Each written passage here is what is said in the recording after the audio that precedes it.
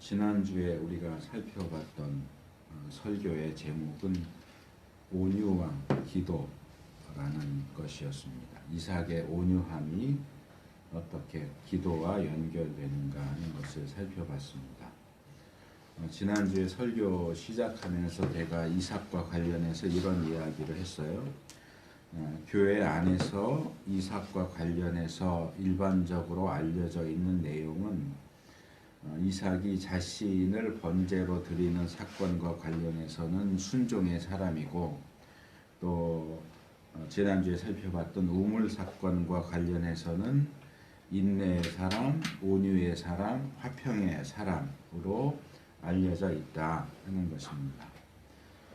그래서 사실 이 족장들에 대해서 다루다 보면 야곱에 대해서 이야기할 게 가장 많고, 그 다음에 이제 아브라함, 또 요셉, 이삭은 족장들 가운데서 다룰 만한 내용이 가장 적은 사람이고, 또 그러면서도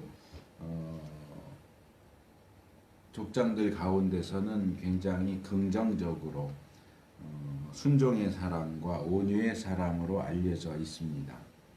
하지만 우리가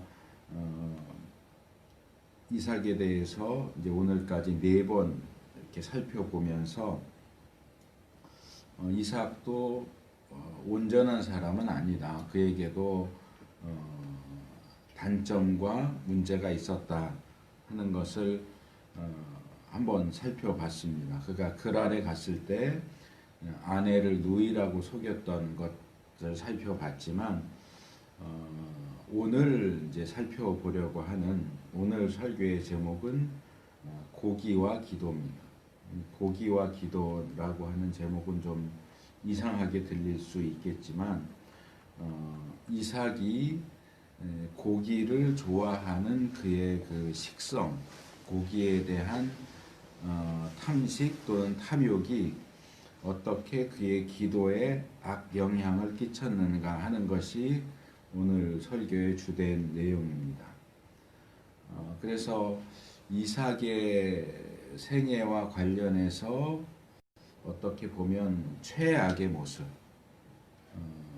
성경에 분명히 기록되어 있는 내용인데도 거의 관심을 받지 못하고 무시되는 내용, 그냥 이삭은 순종의 사람이고 온유한 사람이다 라고 밀어붙이면서 이 이삭 생애 말년에 일어났던 이 사건은 그냥 쓱 하고 넘어가 버리는데, 이 부분은 굉장히 중요한 부분이고, 또 우리가 이삭에게서 본받지 말아야 하는 가장 대표적이고 또 문제가 되는 부정적인 행동이 여기 드러나 있다 하는 것이고, 오늘 우리가 살펴볼 내용이 그 내용입니다. 첫 번째로 우리가 오늘 살펴볼 내용의 일부분만 아까 읽었는데, 27장 조금 전에 읽은 1절부터 4절 내용을 보면 이삭이 하나님이 선택하신 야곱, 우리가 이미 살펴봤죠. 이 쌍둥이가 배 안에서 서로 싸우니까 이게 어떻게 된 건가 하고 하나님께 물었고, 하나님께서는 큰 자가 어린 자를 섬길 것이다. 내가 선택한 아이는 동생이다. 25장 23절에서 말씀을 하셨는데, 이삭은 하나님이 선택하신 동생 야곱이 아니라 큰 자, 맏아들인 에서에게 축복 기도를 하려고 계획을 세우는, 그래서 제가 이 부분을 이제 축복 기도, 기도 이렇게 제목을 잡았는데, 기도를 기도한다.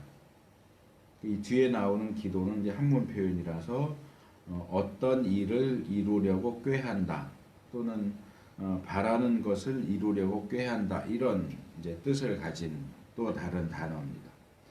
에서에게 축복 기도를 해주려고 기도했다 또는 시도했다 하는 내용이 이 1절에서 4절에 나오는 내용입니다.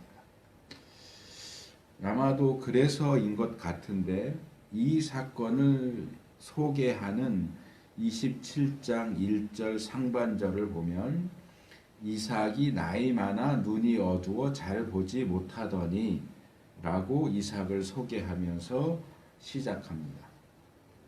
물론 이 이야기는 이제 노년에 들어선 이삭이 그의 육체적 상태가 이랬다 하는 그냥 이야기일 수도 있습니다. 하지만 저는 이 표현이 이삭의 육체적인 상태만을 가리키는 것이 아니라 그것 이상으로 그의 영적인 상태, 이삭의 영적인 무지, 맹목, 눈이 멀었다 또는 눈이 어둡다, 또는 더 심하게 얘기하면 이삭의 고의적인 반역을 가리키는 표현이라고 봅니다. 그냥 눈이 어둡다고 했는데 이것을 굳이 그렇게 영적인 눈이 어두움으로 확장시켜서 읽어야 하는 이유가 있느냐라고 할 수 있는데, 이삭의 경우와 거의 비슷한 표현이 사사시대 말엽 사무엘상 앞부분에 나오는 엘리 제사장에게 사용되고 있습니다. 사무엘상 4장 15절을 보면 때에 엘리의 나이 98세라 그 눈이 어두워서 보지 못하더라 이렇게 소개를 하고 있고요. 더 앞으로 올라가면 사무엘상 3장 2절에도 엘리의 눈이 점점 어두워 가서 잘 보지 못하는 그때에 라는 같은 표현이 나옵니다. 그런데 아주 흥미롭게도 이 엘리, 그 당시에 이스라엘의 종교적이고 정치적인 지도자였던 제사장이자 사사였던 엘리의 상태가 눈이 어두워서 잘 보지 못했다 하는 소개를 가운데 두고서 그 바로 앞에 나오는 사무엘상 3장 1절은 이 사무엘이 엘리 앞에서 여호와를 섬길 때에는 여호와의 말씀이 희귀하여 이상이 흔히 보이지 않았더라 라고 소개하고 있고, 3장 3절부터 나오는 내용을 보면 하나님께서 처음으로 사무엘을 부르실 때 사무엘아 사무엘아 이렇게 부르시는데, 사무엘은 아직 어렸고 하나님의 그 음성을 들어본 적이 없기 때문에 엘리 제사장이 부르는 줄 알고 엘리에게 가서 부르셨습니까? 물어볼 때 내가 부르지 않았다 하는 똑같은 일이 3번이나 벌어졌을 때에야 엘리가 너를 부르는 그 목소리는 하나님이 너를 부르시는 목소리다 하고 알려주는 장면이 나오는데, 이렇게 나이가 많을 때까지 하나님을 섬긴 제사장이자 사사인 엘리가 이런 하나님의 음성을 뒤늦게야 깨닫고 있는 그의 어떤 둔감함이 거기 지적되고 있는 것을 볼 수 있습니다. 또 엘리가 그의 아들들을 대하는 문제도 굉장히 심각하게 나오는데, 그런 여러 가지 점들을 감안한다면 이 2번이나 나오는 엘리의 눈이 어두워졌다 하는 얘기는 단순히 그의 육체적인 시력이 둔화되었다 하는 이야기뿐만 아니라 그의 영적인 감각이 둔화되었다 하는 것도 함께 포괄적으로 지적하는 내용으로 이해할 수 있다고 봅니다. 그래서 마찬가지로 이삭의 눈이 어두워졌다 하는 이야기도 이삭의 전체 생애에 있어서 무시되고 있지만 사실은 가장 치명적이라고 할 수 있는 고의적인 반역 행위와 그것이 그의 눈의 어두움이 서로 연결되고 있다는 점에서 같은 평가를 내릴 필요가 있다 그렇게 봅니다. 그래서 1절 하반절부터 보면 드디어 이삭이 무엇을 의도하고 무엇을 계획하고 있는지가 조금씩 드러나기 시작합니다. 먼저 맏아들인 큰 자죠. ματ아들인 에서를 불러서 야, 내가 이제 언제 죽을지 모른다라고 이야기를 하죠. 그런데 뒤에 나오는 이야기 31장 또 35장 이렇게 가면 내가 지금 언제 죽을지 모르는 상황이다라고 하는 이삭의 판단이 틀렸다는 것을 볼 수 있습니다. 이 축복 기도 사건이 벌어지고 야곱이 죽을까봐 도망치죠. 하란으로 도망치고 거기에서 20년을 더 거합니다. 31장 38절에 보면 하란에 가서 20년을 거하다가 돌아오는데 야곱이 그렇게 20년 있다가 돌아온 후에야 이삭이 180세의 나이로 죽습니다. 35장 28절 29절을 보면 그러니까 최소로 잡아도 20년 좀 더 잡아도 25년에서 30년 정도를 더 사는데도 이삭은 이제 내가 지금 언제 죽어도 이상할 것이 없는 나이다 그렇게 이야기를 하죠.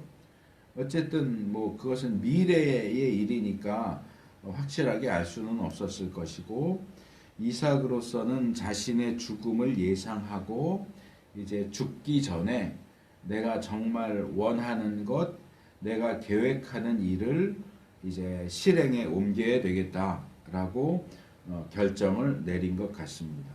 그래서 그가 하고자 하는 내용이 4절에 두 가지로 나오죠. 하나는 자기가 평소에 좋아하는 에서가 사냥해온 고기 요리를 실컷 먹는 겁니다. 고기를 실컷 먹는 것 이게 첫 번째고 두 번째는 그렇게 자신의 식욕을 채운 후에 에서에게 마음껏 축복하겠다 하는 겁니다. 그래서 그 일을 하기 위해서 에서에게 너의 그 사냥 기구들, 사냥 도구들을 챙겨서 사냥해 와서 그것으로 내가 평소에 즐겨 먹는 별미, 그러니까 고기 요리죠. 어떻게 만들었는지는 알 수 없지만 사냥한 고기로 만든 이삭이 즐기는 음식을 만들어 와라. 이렇게 지시를 하고 있습니다. 여기서 문제가 되는 것은 제가 설교를 시작하면서 지적한 것처럼 이 쌍둥이 형제에 대한 하나님의 뜻이 이미 그들이 엄마의 태중에 있을 때에 선언됐다고 하는 겁니다. 하나님이 선택하신 자는 큰 자가 아니고 작은 자였어요. 즉 에서가 아니라 야곱이었고 그렇기 때문에 이삭이 축복 기도를 해줘야 하는 대상도 에서가 아니라 야곱이었다고 하는 겁니다.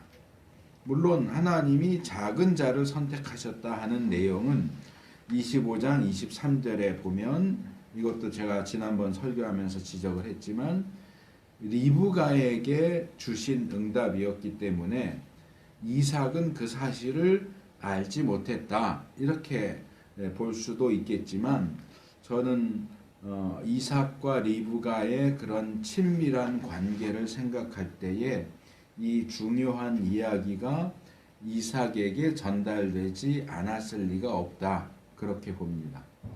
이 선악과를 먹는 것을 금지하는 그 명령도 창세기 2장 16절 17절을 보면 아담에게만 주어졌어요. 그렇다고 해서 우리가 하와는 선악과 먹으면 안 된다는 사실을 몰랐다 이렇게 생각하지 않죠. 사탄과 뱀과 대화하는 과정에서도 하와는 하나님께서 아담에게만 주신 명령의 내용을 알고 있는 것을 볼 수 있어요. 그렇기 때문에 우리는 자연스럽게 하나님의 명령을 단독적으로 받은 아담이 하와에게도 그 내용을 전달했을 거다라고 생각을 하죠. 마찬가지로 리브가도 자신만 이 말씀을 들었지만 이 부부의 자녀들에 대한 얘기이기 때문에 당연히 리브가는 이삭에게 이 사실을 알렸을 것이라고 봅니다. 그렇다고 본다면 이삭이 하나님의 뜻은 에서가 아니라 야곱에게 있다라는 사실을 분명히 알고 있는데도 불구하고 하나님이 선택하신 야곱이 아니라 하나님이 선택하지 않으신 에서에게 축복하려고 했다 하는 것은 굉장히 충격적인 일이 아닐 수 없습니다. 그렇다면 어째서 순종의 사람이고 온유의 사람으로 흠 없이 살아온, 거의 흠이 없이 살아왔던 이삭이 그의 말년에 이런 치명적인 하나님의 뜻을 거스르는 반역 행위를 계획하고 시도하고자 했을까? 그래서 제가 이 설교의 첫 부분에서 이 제시되고 있는 이 이삭의 어두움, 영적인 어두움에 대한 것이 그의 반역 행위와 연결된다.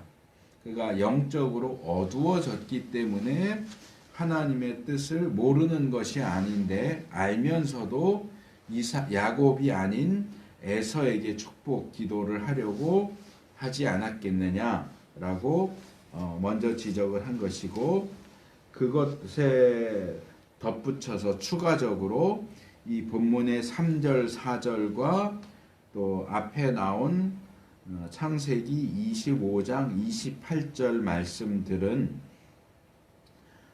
이삭이 이런 영적으로 어두워졌다 하는 것 외에 좀 더 직접적인 이유, 이삭이 야곱이 아닌 에서에게 축복 기도를 하고자 했던 이유가 여기에 나와 있다고 봅니다.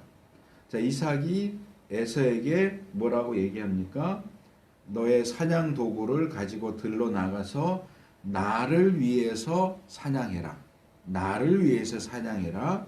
그리고 사냥을 해서 돌아와서 나의 즐기는 별미를 만들어 가져와서 먹게 해라. 이야기합니다. 자, 지금 이 상황은 이삭이 얘기한 것처럼 하나님의 언약의 대상이 된, 하나님의 약속을 받은 족장들, 아브라함에서 이삭에게서 그 다음에 야곱으로 이렇게 그 언약과 약속이 전달되어져야 하는 하나님의 나라와 하나님의 뜻을 연결해주고 전달해줘야 하는 굉장히 중요한 이 시점에서 이삭은 하나님의 뜻, 하나님이 원하시는 것을 생각하기보다는 자신의 뜻, 자신의 식욕, 자기가 즐기는 별미에 관심이 더 많이 가 있는 것을 볼 수 있습니다. 그런데 이렇게 나를 위하여 내가 먹게 해라. 내가 평소에 즐기는 별미 만들어 와라. 축복기도 해줄게. 라는 이런 이삭의 태도와 행동은 사실 갑작스러운 것도 이상한 것도 아닙니다. 왜냐하면 창세기 25장 28절을 보면 이삭은 에서의 사냥한 고기를 좋아하므로 그를 사랑하고 리브가는 야곱을 사랑하였더라 라고 기록하고 있기 때문입니다. 이 구절에서 우리는 이 이삭과 리브가 부부의 이 쌍둥이 아들들에 대한 애정이 서로 엇갈리고 있는 것을 보게 됩니다. 이런 편향된 애정, 보통 편애라고 얘기하죠. 이 편애는 이삭 가정에서도 문제가 됐고 그 다음 때인 야곱 가족에 있어서도 역시 문제가 됐고, 그것이 우리가 네 번째로 살펴볼 요셉의 인생에 있어서도 막대한 영향을 끼치는 것을 볼 수 있습니다. 이 부부가 왜 이 아들들을 편애하게 되었을까?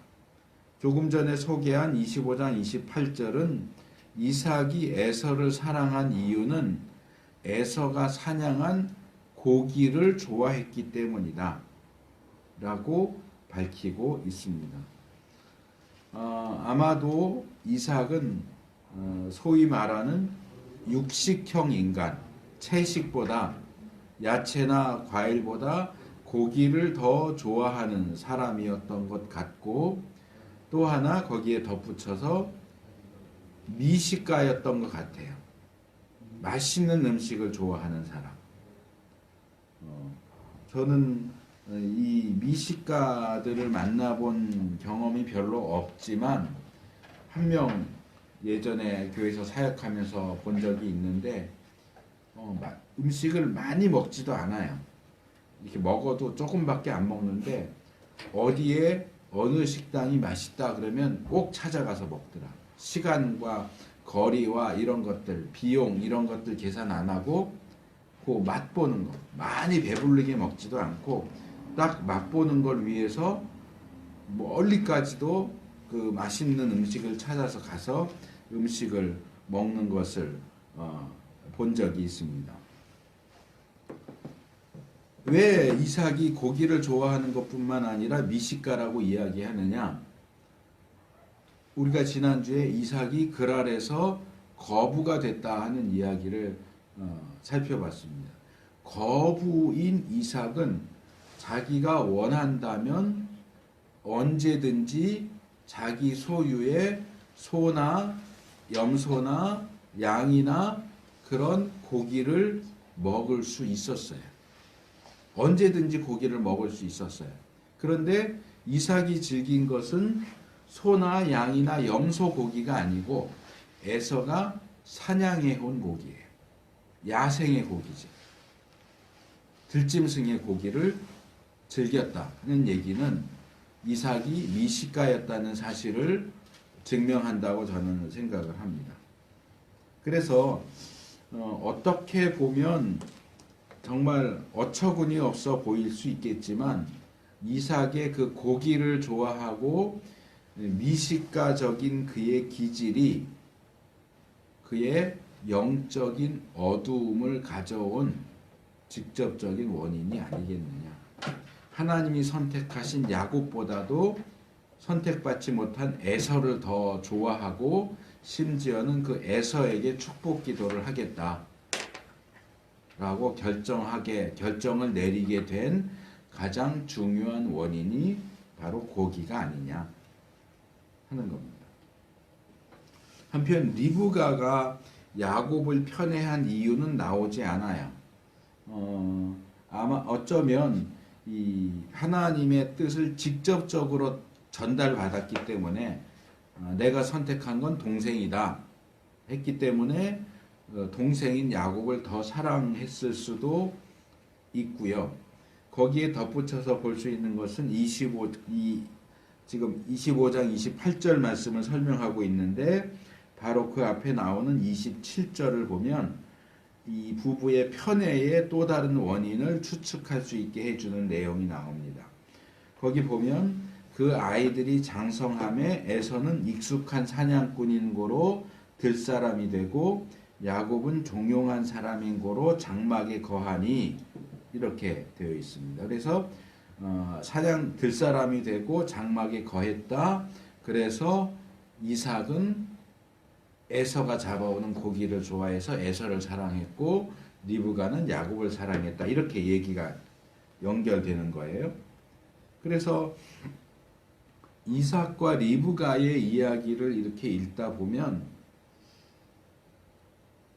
이건 그냥 저의 주관적인 생각은 아니고 객관적인 측면도 다분히 있다고 생각을 하는데 이삭은 좀 여성적이에요. 순종하고 온유하고 이렇게 강한 남자보다는 좀 약한 남자는 아니지만 온유한 남자, 부드러운 남자, 잘 싸우지 않고 싸움이 생길 것 같으면 피하고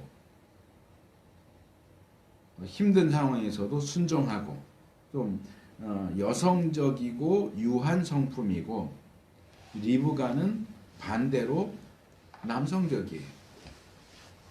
처음 보는 사람이 와서 결혼하겠느냐 멀리 가겠느냐 그럴 때도 가겠다고 이러고 남편을 속이는 것도 그렇고 저주 받으면 어떻게 해요 그럴 때 저주 내가 대신 받을게 이렇게 하고 이런 걸 보면 오히려 리브가는 상당히 남성적이고 강한 성품을 가진 걸로 보여요. 남녀가 바뀐 거죠. 남편인 이삭은 좀 여성적이고 아내인 리브가는 좀 강한, 남성적으로 좀 강한 사람이고, 그렇게 보면 오히려 에서가 리브가를 닮았고, 들사람인 에서는 리브가를 닮았고, 종용한 사람. 이 번역도 좀 문제가 있긴 한데 그걸 다루기는 시간이 없으니까 어쨌든 이 좀 내성적이고 그런 야곱은 오히려 이삭을 더 닮았다, 이렇게 말할 수 있는데, 결과적으로는 이들 부부는 각각 자기의 성향과 반대되는 아들을 사랑을 편애를 하는 거죠. 여성적인 이삭은 남성적인 에서를 편애하고, 남성적인 리브가는 여성적인 야곱을 편애하죠. 그래서 부부 관계에 있어서나 연인도 그렇고 부모 자식 관계에 있어서도 이렇게 성향이 비슷하다거나 또는 성향이 반대된다거나 하는 이것은 서로를 끌리게 하거나 배척하게 하는 방식으로 작용을 합니다. 좀 더 정확하게 말하면 우리는 비슷한 성향을 가진 사람들 사이에서는 편안함을 느끼고, 우리와 다른 또는 반대의 성향을 가진 사람에게는 끌림을, 매력을 느끼죠. 어쨌든 이들 부부는 각자의 성향과 또는 뭘 더 좋아하느냐, 또 하나님의 뜻이 어디에 있느냐, 이런 복잡한 그런 상황 속에서 자신들의 애정의 대상을 선택했고, 이들의 편애는 두 사람 다 결국은 비극적인 자리로 이끌어갔다 하는 겁니다. 이삭의 경우에는 결국은 하나님의 뜻에 반대해서 반역적인 자리에 서서 하나님께서 선택하시지 않은, 하지만 자기가 편애하는 아들 에서에게 축복 기도를 하려고 하는 그런 시도를 하게 만들었고, 리브가의 경우에는 자기가 편애하는 아들이 축복 기도를 받도록 하기 위해서 수단과 방법을 가리지 않죠. 결국 그래서 잠깐 사랑하는 아들을 떠나보낸다 했는데, 결국은 야곱이 돌아왔을 때는 리브가는 죽고 없었어요. 그래서 이 이삭과 리브가 부부의 이 모습, 이런 모습은 하나님 나라 백성들인 우리의 대인 관계, 특히 부부 관계와 부모 자식 관계가 어떠해야 하는가에 대한 교훈을 준다고 봅니다. 우리가 우리의 기본 성향에 이끌리는 것은 당연한 일이라고 할 수 있겠지만, 그것이 우리로 하여금 하나님의 뜻과 계획에 어긋나는 방향으로 이끌도록 방관하거나 합리화시키지 않도록 조심해야 한다 하는 겁니다. 나는 원래 이런 또는 저런 유형의 사람이야. MBTI라든지 디스크 같은 거 하면서 나는 원래 이런 유형이야 라고 하는 것이 우리의 범죄나 악행을 무마시켜 주지 않아요. 나는 원래 이런 유형이기 때문에 이런 죄를 져도 이건 어쩔 수 없어. 또 다른 사람을 대하면서 나는 원래가 이런 사람이니까 네가 나한테 맞춰. 네가 이해해. 나는 원래가 이런 사람이기 때문에 어쩔 수 없어.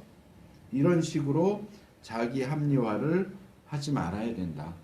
대인 관계에 있어서뿐만 아니라 하나님을 대하는 데 있어서도 이런 식의 태도를 취하는 사람들이 참 많아요. 물론 이것이 쉬운 일이 아니라는 것은 분명하지만, 우리 자신을 우리가 어떤 유형의 사람인지를 파악하는 것은 물론 필요하고 도움이 되는 일이지만, 내가 어떤 유형의 사람인지를 파악하는 것이 나의 잘못된 행동이나 습관을 합리화시키고 남에게 그것을 강요하고 이해해 줘야 된다고 하고 그런 식으로 악용하는 방식으로 해서는 안 된다. 그래서 나의 장점을 극대화하고 나의 단점은 극복하려고 하는 관계 속에서 대인 관계 속에서도 하나님과의 관계 속에서도 그런 부분들을 노력해야 된다 하는 것을 말씀을 드리고 두 번째 부분으로 넘어와서 27장 18절에서 29절 내용인데요. 이삭의 이런 계획이 우리가 잘 알고 있는 것처럼 리브가가 계획을 세우고 설계를 하고 야곱이 그것을 시행을 해서 이삭의 계획이 무산될 위기에 처하죠. 이미 눈이 어두워진 이삭은 눈으로 봐서 지금 자기를 찾아온 상대방이 에서인지 야곱인지를 구별해낼 수 있는 힘이 없었어요. 그러면서도 이삭은 자기가 세운 이 일생일대의 계획, 내가 사랑하는 에서에게 결국은 축복 기도를 하고야 말겠다 하는 이 계획을 허무하게 무너뜨리지 않고 철저하게 에서에게 축복 기도를 하려고 하는 노력을 기울입니다. 그래서 이 이삭은 리브가와 야곱의 계획을 알지는 못했겠지만 그런 상황에서도 정말 심혈을 기울여서 확인하고 또 확인해 가면서 에서에게 다른 사람에게 축복 기도를 하지 않고 에서에게 축복 기도를 하기 위해서 애쓰는 모습을 보여주고 있습니다. 이 본문을 자세히 보면 이삭은 무려 5번이나 확인을 한 후에야 비로소 안심을 하고 축복 기도를 합니다. 첫 번째 확인은 18절과 19절인데 자기가 에서라고 하면서 찾아온 그 상대방에게 직접적으로 너는 누구냐라고 물어보죠. 왜 제가 에서입니다. 아버지 저 에서입니다. 말씀하신 대로 다 해서 왔습니다. 라고 하는데 왜 너가 누구냐라고 물어봤을까? 아마 어쩌면 뒤에 나오는 22절 내용처럼 목소리가 달랐기 때문일 수도 있어요. 목소리는 야곱의 목소리인데 라고 이야기를 하죠. 아무리 목소리를 형처럼 굵게 내려고 했어도 기본 목소리가 가늘면 흉내 낼 때 좀 뭔가 어색한 게 있는데 그걸 아마 느꼈던 것 같아요. 오히려 눈이 어두워지면 다른 감각이 예민해지니까 원래 목소리가 가는 야곱이 굵은 목소리를 내면서 에서입니다 그러는데도 이삭은 이 목소리는 에서의 목소리가 아니고 야곱의 목소리에 가까운데 하는 생각을 했던 것 같고요. 또 하나는 두 번째 확인에 나오는 20절에 나오는 것처럼 평소와는 달리 너무 빨리 돌아왔어요. 이게 사냥하는 게 쉬운 일이 아니니까 한번 나가면 어느 정도는 기본적으로 시간이 걸리고 사냥을 하는데도 시간이 걸리고 또 요리를 해갖고 와야 되니까 시간이 뭐 예를 들어서 대충 한 3시간은 걸리겠다라고 생각을 했는데 1시간 만에 돌아왔다. 그러면 그것도 이상하게 생각할 수도 있죠. 어떻게 이렇게 빨리 돌아올 수 있었을까 하는 이런 몇 가지 점들 때문에 너 누구냐라고 확인하는 질문을 던지죠. 그런데 야곱은 이삭에게서 직접 명령을 들은 에서가 아니라면 할 수 없는 얘기. 뭐예요? 아버지께서 내게 명하신 대로 내가 하였사오니 청컨대 일어나 앉아서 내 사냥한 고기를 잡수시고 아버지의 마음껏 내게 축복하소서. 정말 자기가 에서고 아까 아버지가 한 얘기를 다 들었다, 정확하게 들었다라는 것을 어필하기 위해서 이삭이 했던 말을 그대로 돌려주죠. 그래서 어떻게 보면 이 야곱의 대답을 들으면서 그거는 나하고 에서하고 둘만 아는 얘기인데 이걸 알고 있으니까 에서가 맞구나 라고 의심을 지워버릴 수도 있었지만 이삭은 의심을 거두지 않아요. 그래서 2차 확인에 들어갑니다. 이게 20절에 나오는 내용이죠. 어떻게 이렇게 빨리 사냥에 성공했느냐. 야, 너 평소에는 한 3시간 걸리지 않아? 근데 어떻게 이렇게 빨리 왔어? 이것도 의심이죠. 그런데 이 부분에서 정말 놀랍게도 우리는 사실 이 부분을 보면서 사실 그렇게 놀라워하지 않아요. 왜냐하면 이런 야곱의 모습이 우리들 대부분의 일반적인 모습이기 때문에 그런 게 아닐까 생각을 하는데 그게 뭐냐? 야곱은 아버지 이삭을 속이기 위해서 하나님을 팔아먹어요. 자기가 사냥한 것도 아니고 자기가 요리한 것도 아니고 지금 아버지를 속여서 축복 기도를 받으려고 왔는데 뭐라 그래요? 하나님이 빨리 잡게 해주셨어요. 하나님이 도우셔서 사냥감을 빨리 만나서 빨리 사냥하고 빨리 요리해서 이렇게 빨리 왔습니다. 하나님을 팔면서 사기치는데 하나님 이름으로 사기를 쳐요. 우리가 계획하는 것, 목적하는 것을 이루기 위해서 하나님을 동원하고 하나님을 팔아먹는 일은 하나님을 믿는 사람이라고 한다면 절대로 하면 안 되는 일입니다. 그런데도 우리는 그런 일들을 종종 해요. 그래서 그런 사람들은 이렇게 하나님의 이름으로 사기를 치는 야곱이 그 사기를 친 결과 어떻게 됐는가. 이 부분은 우리가 야곱에 대해서 살펴보면서 더 자세하게 다루겠지만 야곱이 이렇게 속이고 빼앗고 사기치는 결과 어떻게 되었는가 하는 것을 정말 주의 깊게 살펴볼 필요가 있습니다. 자, 세 번째로 이렇게 하나님을 얘기하면서까지 대답하는 야곱의 말을 이삭이 믿었느냐? 안 믿었던 것 같아요. 그래서 세 번째 확인으로 들어갑니다. 이게 21절에서 23절입니다. 자, 눈이 어두워졌어요. 그래서 시각을 사용해서는 확인이 불가능해요.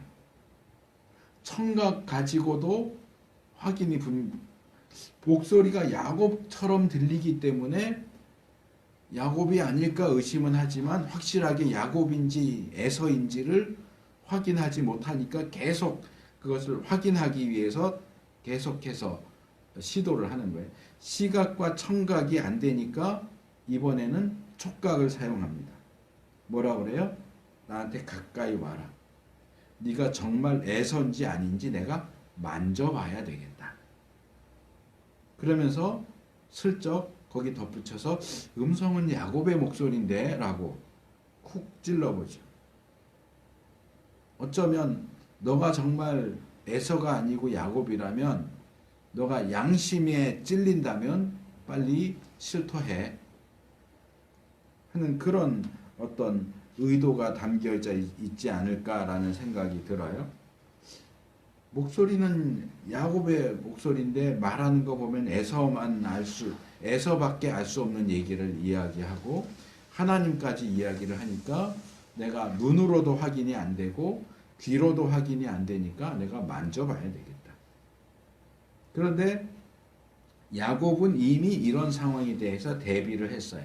27장 11절 12절 또 16절에 보면 형은 몸에 털이 많이 나 있고 나는 털이 거의 없는 매끈한 사람인데 아버지가 만지면 금방 알 수 있지 않겠나. 에서가 털이 굉장히 많았나 봐요. 그러니까 리브가가 어떻게 해요? 너 가서 염소 잡아와 그 염소 그 털을 이렇게 드러난 부분 손이나 팔 같은 데다가 이렇게 씌워주죠. 이게 사람의 털하고 짐승의 털하고는 많이 다를 텐데 이걸 이삭이 또 만져보고서는 이 팔에 털 난 거 보니까 에서 맞네 이렇게 얘기하는 걸 보면 에서가 털이 얼마나 많은 사람이었는가 하는 것을 추측할 수 있죠. 그래서 만져봤더니 털 난 거 보니까 에서인데 목소리는 야곱이. 이게 확인이 안 돼요. 확실하게 에서구나라고 하는 확인이 안 되는 거예요. 그래서 이 23절 끝에 보면 능히 분별치 못하고 축복하였더라 이렇게 돼서 상황이 다 끝난 것처럼 보이지만 이어서 나오는 본문을 보면 축복 기도를 할 때까지는 아직 2번이나 더 확인의 단계가 남아있는 것을 알 수 있습니다. 그래서 24절과 25절에는 네 번째로 확인하는 내용이 나오는데 여기서는 다시 한번 직접적으로 재확인하는 질문을 던져요. 내가 참 내 아들 에서냐? 너 정말로 에서 맞아? 라고 다시 확인하죠. 거기에 대해서 야곱은 다시 저 에서 맞습니다. 라고 하고 또 이삭이 에서만 불러서 은밀하게 얘기했던 내용을 다시 반복해서 이야기를 하죠. 그러니까 이삭이 이제 야곱이 가져온 고기를 먹고 포도주를 마시죠. 그래서 고기를 먹고 포도주를 마시는 단계까지 왔다면 거의 다 넘어갔다라고 할 수도 있겠지만 이삭은 축복 기도를 하기 전에 마지막으로 5번째로 확인을 합니다. 26절, 27절에. 이번에는 후각이에요. 시각도 안 되고 청각도 안 되고 촉각도 안 되니까 이제 후각을 동원해요. 자, 기도해 줄 테니까 가까이 와. 더 가까이 와. 하고서는 이번엔 얘기도 안 해요. 촉각을 사용할 때는 내가 만져봐야 되겠다라고 밝히고 만졌는데 이번에는 말도 안 해요. 그리고 가까이 오니까 슬쩍 냄새를 맡아요. 가까이 와서 입을 맞춰라 라고 하면서 이 옷의 향취, 채취죠. 이거는 또 속일 수 없으니까 냄새를 맡아요. 그런데 이것도 어머니인 리브가에 의해서 이미 대비가 된 상태예요. 옷도 에서의 옷을 입혀주죠. 27장 15절에 보니까. 이게 정말 거의 모자 사기단이에요. 모자 사기단. 어머니하고 아들하고 서로 짜고 아버지를, 남편을 속이는 모자 사기단. 그래서 이삭은 이 채취까지도 에서의 채취라고 하는 사실을 확인하고 나서야 이제 안심하고 에서가 맞구나 라고 확인하고서 축복 기도를 하죠. 근데 이 채취, 향취를 가지고도 앞에서 야곱이 하나님을 팔았던 것처럼 이삭도 하나님을 언급하죠. 내 아들의 향취는 여호와의 복 주신 밭의 향취로다. 아무래도 들에 나가서 많이 다니니까 이 자연의 냄새, 뭐 꽃이라든지 뭐 이런 특유의 냄새, 집에만 있는 야곱에게서는 나지 않는 냄새가 났겠죠. 그런데 이것도 생각을 해보세요. 지금 이삭은 하나님의 뜻과 반대되는 일을 하려고 하고 있어요. 그러면서도 하나님을 언급하고 하나님의 복을 언급하는 게 얼마나 역겨운 일입니까? 그런데 야곱도 이삭도 자기가 지금 하나님에게 저지를 수 없는 일을 저지르고 있다라는 의식이 전혀 없어요. 우리들 대부분이 그런 것처럼.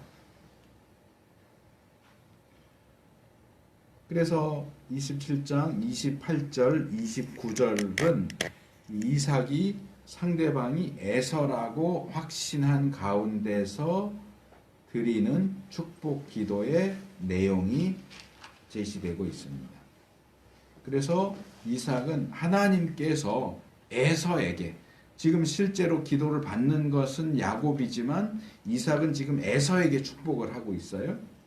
에서에게 하늘의 이슬과 땅의 기름짐 그리고 풍성한 곡식과 포도주를 주시기를 빕니다. 그리고 만민이 너를 섬기고 열국이 내게 굴복할 것이라고, 또 그가 형제들의 주가 되고 내 어미의 아들들이 내게 굴복할 것이라고 이야기합니다. 이건 뭐예요? 하나님이 말씀해 주신 것과 정반대되는 얘기를 하는 거죠. 하나님은 큰 자가 어린 자를 섬기리라 말씀하셨는데, 지금 이삭은 하나님의 이름으로 작은 자가 큰 자를 섬기리라 라고 말하는 거예요. 그래서 제가 반역이라고 얘기하는 거예요. 뒤에서 다시 이야기하겠지만 이 축복 기도의 내용은 이삭이 에서를 위해서 빌어줄 수 있는 모든 거예요. 무슨 아낌없이 주는 나무 그런 말처럼 이삭은 지금 에서에게 자기가 빌어줄 수 있는 복이란 복은 다 모아서 몰빵으로 빌어주고 있어요. 거기에 덧붙여서 그는 하나님께서 아브라함에게 하셨던 말씀, 12장 3절에서 하셨던 말씀을 그대로 에서에게 빌어주면서 내게 저주하는 자는 저주를 받고 내게 축복하는 자는 복을 받기를 원하노라 라고까지 말하죠. 이게 참 아이러니한 일인데, 보기에 따라서는 지금 이삭이 이 말을 하는 것은 결국 자기 자신을 저주하는 말이 될 수도 있기 때문에 그래요. 왜요? 하나님이 복 주고자 하시는 자는 야곱인데 지금 이삭은 야곱이 아니라 에서에게 축복 기도를 하고 있고, 하나님은 에서가 야곱을 섬길 것이라고 말씀하셨는데 지금 이삭은 야곱이 에서를 섬길 거라고 얘기해요. 이건 뭐예요? 에서에 대한 축복은 곧 야곱에 대한 저주예요. 그러면 야곱을 저주하는 이삭은 그 저주를 되돌려 받을 수밖에 없는 게 아니겠느냐 하는 거죠.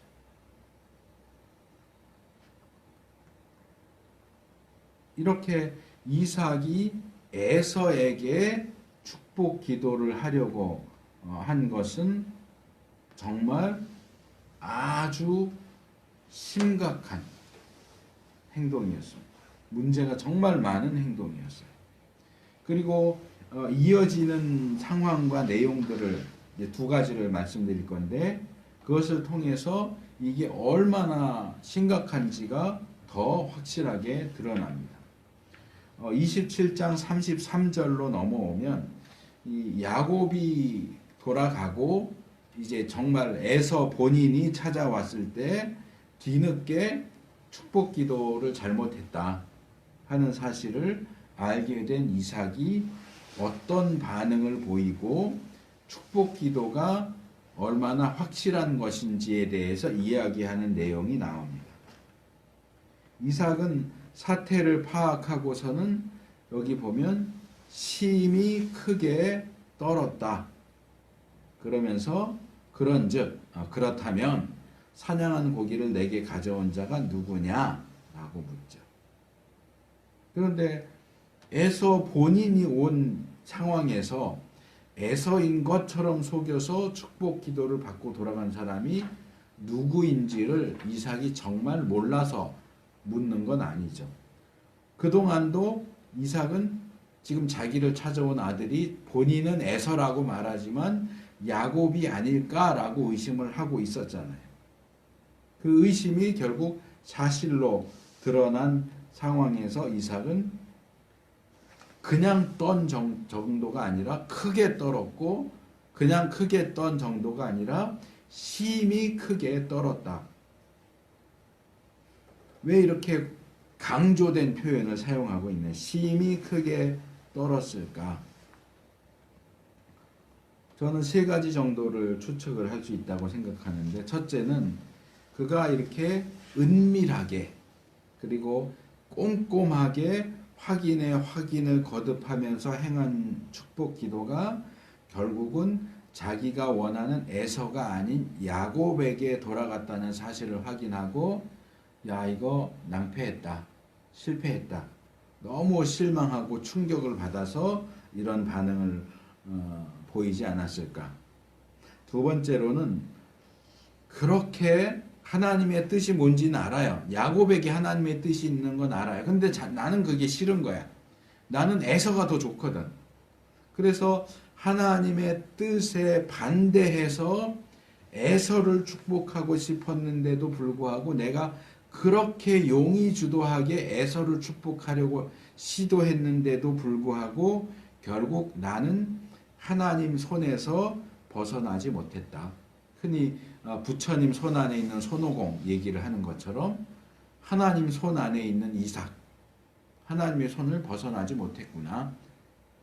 결국 하나님의 원하시고 뜻하신 것이 이루어졌구나. 내가 원하는 것이 이루어지지 않았구나 하는 생각에서 두려움을 느꼈을 가능성도 있고, 또 하나는 여기 중반절에서 말하고 있는 것처럼 결국에는 이 상황을 돌이킬 수가 없게 됐구나. 그럼 야곱에게 한 축복 기도 취소, 에서한테 다시 하지 뭐, 이렇게 할 수가 없기 때문에 절망했을 가능성도 있다고 생각을 합니다. 여기 33절 하반절을 보면 이삭이 자기가 행한 축복 기도를 어떻게 생각하고 있는지가 나와요. 이렇게 얘기하죠. 너 오기 전에 내가 다 먹고 그를 위하여 축복하였은즉 그가 정령 복을 받을 것이니라. 이건 무슨 얘기예요? 일단 축복 기도가 상대방이 나를 속여서 한 것이라고 할지라도 일단 축복 기도가 입 밖으로 소리 내어서 발언되어졌다면 돌이킬 수 없다. 이삭의 생각이에요. 저는 그게 이삭의 생각이라고 생각해요. 성경적인 가르침은 아니라고 봅니다. 왜냐하면 두 개의 예를 들 건데, 예수님께서 마태복음 10장 12절 13절에서 제자들을 파송하시면서 또 그 집에 들어가면서 평안하기를 빌라 그 집이 이에 합당하면 너희 빈 평안이 거기 임할 것이요 만일 합당치 아니하면 그 평안이 너희에게 돌아올 것이니라 라고 말씀을 하시죠. 물론 여기에는 축복이 안 나오고 평안을 비는 게 나오지만 사실 평안하기를 비는 게 축복이잖아요.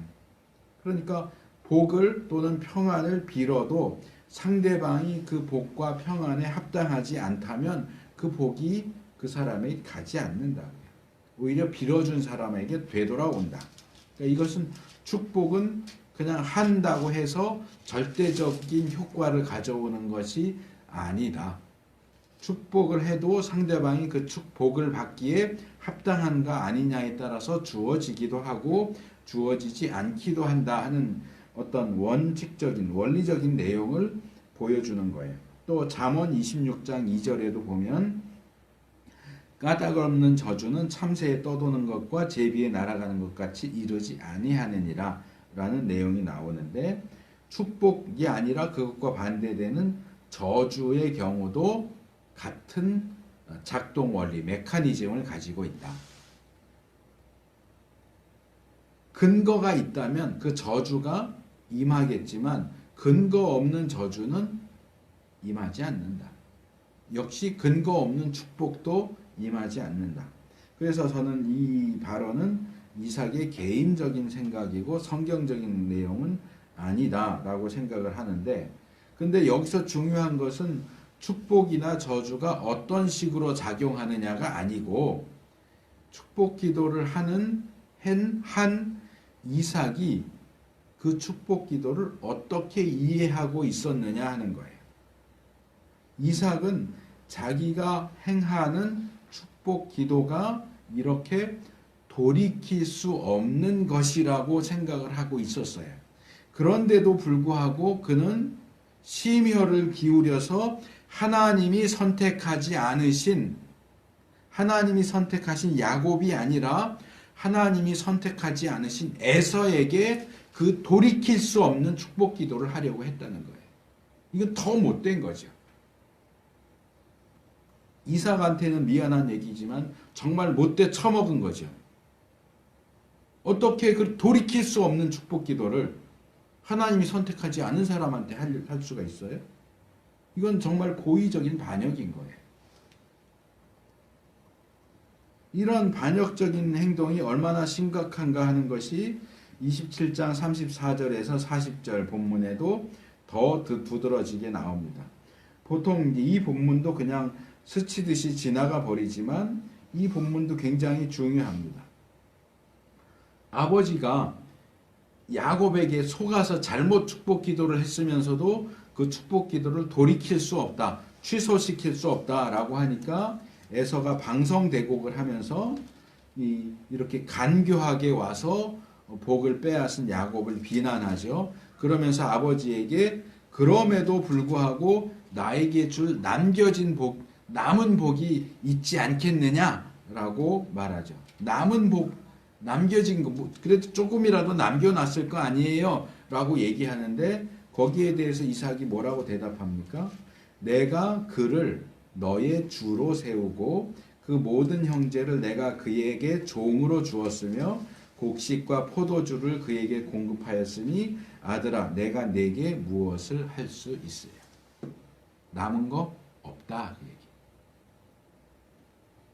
어디 노래 가사에도 나오지만 다 줄 거야 뭐 이런 가사가 나오면 정말 이삭으로서는 에서라고 생각하는 그 상대방에게 다 줬어요. 남은 게 없어요. 그 얘기는 시각을 좀 바꿔서 보면 이삭은 하나님께서 선택하셨는데도 불구하고 야곱에게는 어떤 복도 남겨줄 생각이 없었다는 얘기예요. 상대방이 에서라고 생각하고 복을 몰빵으로 다 몰아서 주고 야곱에게는 어떤 복도 남겨줄 생각이 없었다는 거예요. 실제적으로는 그 복을 야곱이 받고 에서에게 남겨줄 복이 없게 되어버리긴 했지만 이삭의 머릿속에서는 야곱에게는 복을 한 톨도 주지 않을 생각이었다는 얘기예요. 어떻게 이 이삭이 우리가 알고 있는 그 이삭인지 의심스러울 정도에 어떻게 이럴 수가 있을까? 그래서 오늘 설교 제목이 고기와 기도는 이 고기에 대한 이삭의 그 탐욕, 탐식이 이렇게 중요한 축복 기도를 망칠 뻔했다 하는 것을 지적하기 위한 그런 제목입니다. 그리고 어떻게 보면 단순히 이렇게 고기, 별미에 대한 욕구가 어떻게 이렇게 엄청나고 어처구니 없는 상황을 가져올 수 있을까? 이건 너무 지나친 게 아닌가라는 생각도 하게 돼요. 이 일의 진실은 이삭만 알고 있을 것이고 하나님만 알고 있겠죠. 그런데도 겉으로 드러나 있는 성경이 제시하고 있는 내용을 통해서는 이삭이 왜 이렇게 했을까? 라는 것에 대해서 영적인 어두움과 고기에 대한 애정 외에는 발견할 수가 없기 때문에 고기를 이야기하고 있는 거예요. 하지만 우리가 이 말씀을 우리에게 적용한다고 할 때 고기만 문제되는 것은 아니죠. 그러니까 단순히 고기 좋아하지 맙시다. 고기 먹지 맙시다. 이렇게 결론 지을 수가 없다는 겁니다. 그게 고기가 아니라 야채가 된다 할지라도 돈, 명예, 권력, 욕망, 부모, 자식 무엇이 되었든지 하나님보다 더 선호하고 우리가 그것을 너무너무 좋아하기 때문에 하나님의 백성이지만 하나님의 뜻이 무엇인지 알지만 그 뜻을 거슬러서 반역적으로 하나님과 반대되는 방향으로 가도록 만드는 것이 있다면 우리는 예수님께서 마태복음 18장 8절 9절에서 말씀하신 것처럼 너를 범죄하게 한다면 한쪽 팔도 잘라라. 너를 범죄하게 한다면 한쪽 눈도 뽑아라. 하신 것처럼 그걸 잘라내고 뽑아내야 한다는 것. 우리가 보통 사람들 만나서 얘기할 때 친하지 않은 경우는 이렇게 조금 친해져 가는 과정 속에서 뭐 좋아하세요? 이렇게 물어보기도 해요. 여러분 뭘 좋아합니까? 이삭은 고기를 좋아했어요. 그 이삭이 고기를 좋아하는 것이 그의 영적인 눈을 어둡게 만들었고 하나님께 반역하는 행동을 하도록 만들었어요. 우리가 좋아하는 것은 우리를 그렇게 만들지 않을까요? 우리가 그것을 잘라내고 뽑아내지 않는다면 우리는 예수님 말씀하신 것처럼 하나님 나라에 합당한 자가 될 수 없습니다. 누가복음 9장 62절에 이러한 것들을 하지 않는다면 그 사람은 하나님 나라에 합당한 자가 아니다 말씀하시죠. 그래도 에서가 그래도 축복할 것이 전혀 없지 않겠느냐라고 애걸복걸하니까 이삭이 마지못해서 에서를 위해서 빌어준 복이 이런 내용. 너의 주소는 땅의 기름진 짐에서 뜨고 내리는 하늘 이슬에서 뜰 것이며 너는 기름진 땅에서는 못 살 거야. 황무지 같은 데서나 살 수밖에 없어. 너는 칼을 믿고 생활하겠고 너는 농사 짓고 목축해서는 못 살아. 남의 거 뺏으면서 살 수밖에 없어. 내 아우를 섬길 것이며 내가 매임을 벗을 때에는 그 멍에를 내 목에서 떨쳐버리리라. 너가 칼 쓰고 힘써서 겨우겨우 동생의 지배에서 벗어날 수 있을지 모르겠다. 사실 이삭의 계획대로라면 이 내용이 야곱에게 주어질 수밖에 없는 내용이었다는 거죠. 아무리 편애를 한다고 해도 어떻게 이렇게 자기가 좋아하는 아들에게만 몰빵으로 몰아주고 다른 아들에게는 아무것도 남기지 않을 수 있었는지 정말 미스테리한 일이에요. 이건 우리가 하늘나라 가서 이삭한테 물어봐야 돼요. 그때 왜 그랬어요? 야곱한테 왜 그랬어요?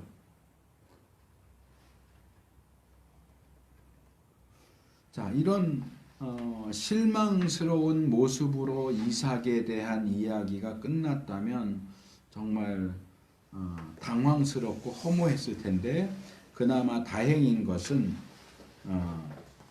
대부분의 사람들이 그냥 스쳐 지나가 버리는 28장 1절에서 4절로 가면 이제 이삭이 진심으로 야곱을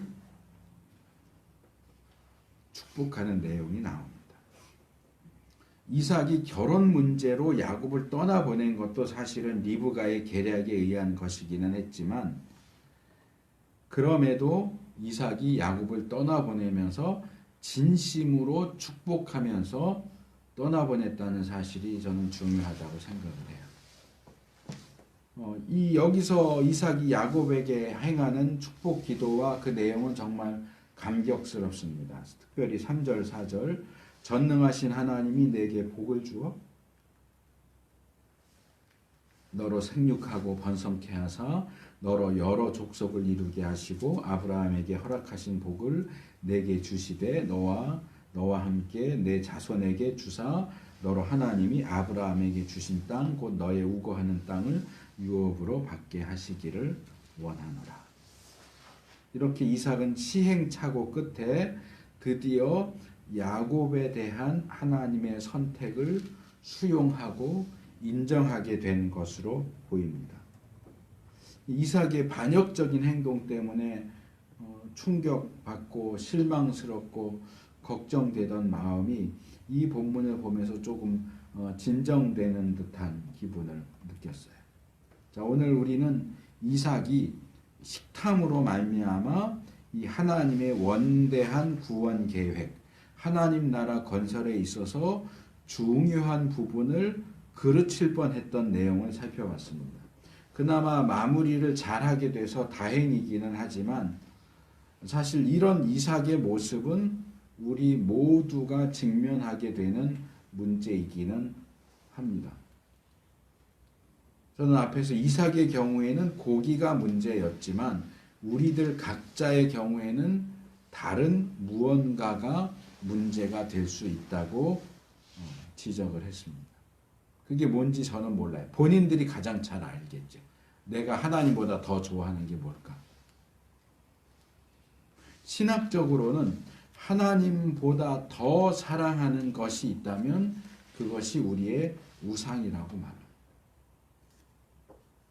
그래서 가장 좋아하는 게 뭡니까? 하나님보다 더 좋아하는 게 뭡니까? 라는 질문은 당신의 우상은 무엇입니까? 라는 질문과 같아요. 이삭의 우상이 고기였다면 우리의 우상은 뭡니까? 이제 이 설교를 바울의 교훈을 소개하면서 끝내주려고 합니다. 바울은 골로새서 3장 5절에서 그러므로 땅에 있는 지체를 죽이라. 곧 음란과 부정과 사욕과 악한 정욕과 탐심이니 탐심은 우상 숭배니라 이야기합니다. 여기 마지막에 탐심은 우상 숭배니라 그랬지만 탐심만이 아니고 음란도 우상 숭배고 부정도 우상 숭배고 사욕도 우상 숭배고 악한 정욕도 우상 숭배예요. 땅에 있는 지체를 죽이지 않는 한 우리는 이런저런 우상을 숭배하는 것이고 하나님께 반역하면서 하나님 나라 건설을 망치려고 하는 사탄적인 존재, 하나님을 대적하고 반역하는 존재가 될 수밖에 없다. 우리 각자의 우상이 어떤 것이든 그것을 밝혀내고 제거하고 잘라내고 뽑아내고 그래서 하나님 나라를 향해서 거리낌 없는 발걸음으로 전진하는 우리들이 될 수 있기를 바랍니다.